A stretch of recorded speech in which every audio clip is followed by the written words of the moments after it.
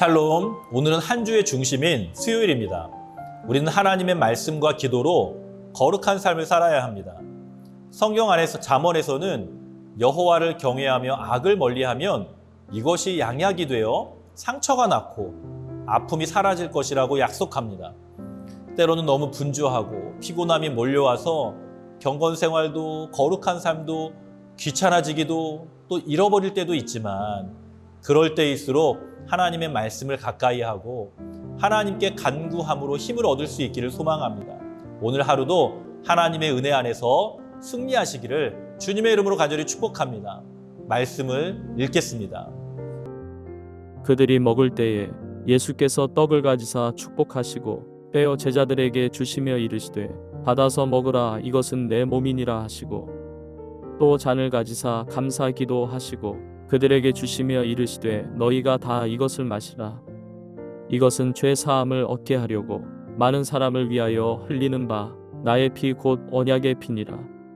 그러나 너희에게 이르노니 내가 포도나무에서 난 것을 이제부터 내 아버지의 나라에서 새 것으로 너희와 함께 마시는 날까지 마시지 아니하리라 하시니라.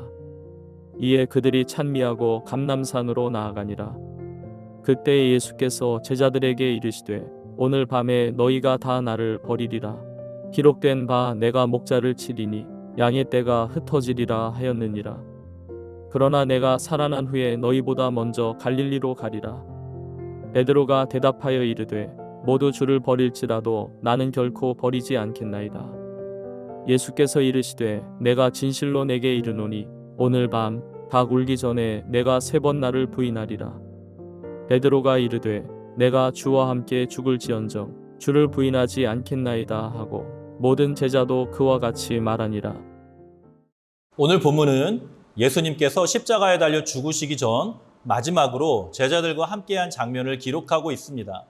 병행 본문인 요한복음 13장의 말씀과 함께 종합해보면 예수님은 제자들에게 2가지 섬김의 모습을 보여주셨습니다. 첫 번째는 제자들의 발을 씻어주신 것입니다. 예수님은 식사 자리에서 가장 낮은 종들이나 했던 식사 자리에 있는 제자들의 발을 씻어주셨습니다. 두 번째는 떡과 포도주를 직접 나누어 주신 것입니다. 26절과 27절에서 주님은 제자들에게 떡을 주시고 잔을 주셨다고 기록하고 있습니다. 요한복음 13장 4절에서 기록하듯이 식사 중에 주님께서 일어나셔서 발을 씻겨주셨기 때문에 떡과 포도주를 주신 것이 먼저인지 발을 씻겨주신 것이 먼저인지 정확히 알 수 없지만 중요한 점은 요한복음 13장 15절에서 주님께서 이러한 행동을 하신 목적에 대하여 너희도 행하게 하려 하여 본을 보이신 것이다 라고 말씀하셨다는 것입니다. 우리는 무엇보다 최후의 만찬의 장면과 주님의 모습을 보면서 주님의 섬김의 모습을 본받아야 하는 것입니다.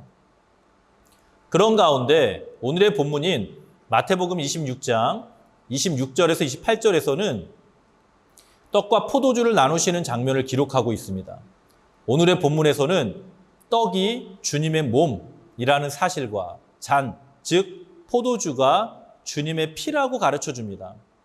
그리고 이 최후의 만찬의 장면을 기록한 바울의 기록을 보면 이 장면에 대하여 좀 더 자세히 가르쳐 주는데 고린도전서 11장 24절에서 25절은 이렇게 기록합니다. 감사를 드리신 다음에 떼시고 말씀하셨습니다. 이것은 너희를 위하여 주는 내 몸이다. 이것을 행하여 나를 기억하라. 식후에 잔도 이와 같이 하시고서 말씀하셨습니다. 이 잔은 내 피로 세운 새 언약이다. 너희가 마실 때마다 이것을 행하여 나를 기억하여라. 주님께서는 제자들과의 최후의 만찬의 자리에서 교회의 성례전 중 하나인 성만찬을 제정하셨습니다. 교회는 성만찬을 통해 주님의 살과 주님의 피를 먹고 마시는 예식을 거행하는 것입니다. 그렇다면 주님의 살과 피를 먹고 마신다는 것은 어떤 의미를 가지고 있는 것일까요?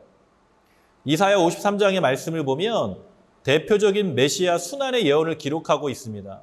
그가 찔린 것은 우리의 허물 때문이고 그가 상처를 받은 것은 우리의 악함 때문이라. 그가 징계를 받음으로 우리가 평화를 누리고 그가 매를 맞음으로써 우리의 병이 나았다. 주님의 순환과 십자가를 통해 주님은 몸과 피를 다 희생하신 것입니다. 주님의 살과 피가 우리에게 은혜가 주어진 것입니다. 성만찬을 통해 우리를 위하여 내어주신 주님의 살과 피를 먹고 마심으로 주님과의 신비로운 연합을 경험하게 되는 것입니다. 이러한 성만찬에 대한 말씀이 우리에게 주는 교훈을 나누겠습니다.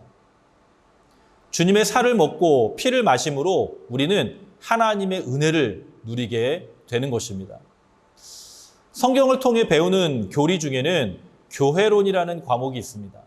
교회론의 과목에서 여러 가지 공부를 하게 되는데 그중 한 부분이 바로 은혜의 방편이라는 주제입니다.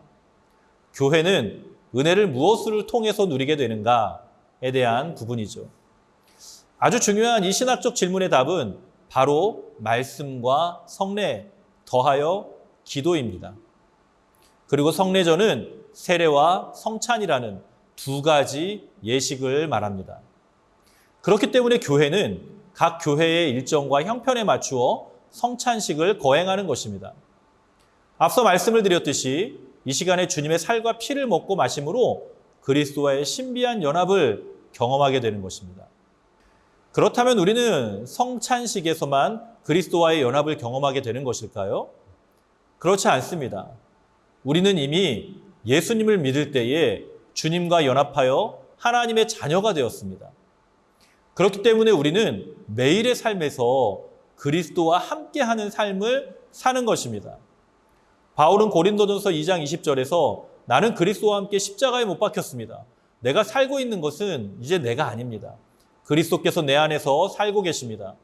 내가 지금 육신 안에서 살고 있는 삶은 나를 사랑하셔서 나를 위하여 자기 몸을 내어주신 하나님의 아들을 믿는 믿음 안에서 살아가는 것입니다. 라고 고백합니다.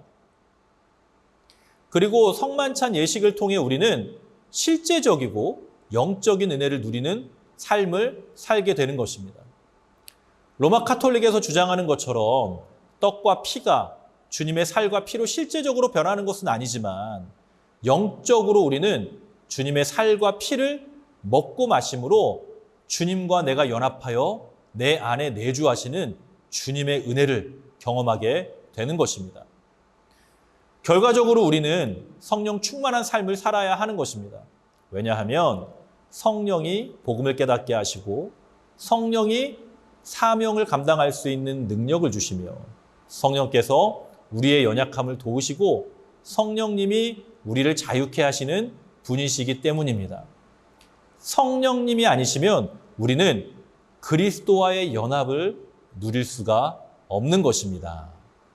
주님은 우리를 사랑하시되 우리를 끝까지 사랑해 주시는 분이십니다. 주님의 제자들만 사랑하시고 주님의 제자들과만 함께 하시는 것이 아니라 그리스도와의 연합을 통하여 살아가는 이 땅의 모든 성도들을 주님은 사랑해 주시는 것입니다. 주님이 우리를 사랑하실 때에 주님의 살과 주님의 피를 우리에게 주심으로 말미암아 얻게 되는 이 구원의 은혜로 우리를 사랑해 주시는 것입니다. 사랑하는 성도 여러분, 오늘 하루의 삶에서도 이 예수님의 사랑을 온전히 경험하며 하나님의 은혜 가운데 거하는 복된 하루가 될 수 있기를 예수님의 이름으로 간절히 축복합니다. 함께 기도하겠습니다.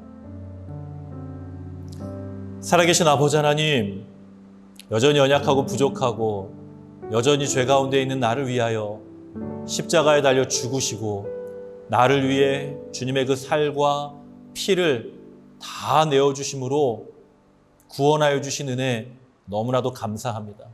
날마다 주님과 동행하며 주님 안에 거하는 삶을 사는 우리의 삶이 될 수 있도록 은혜를 베풀어 주시고 함께하여 주시옵소서.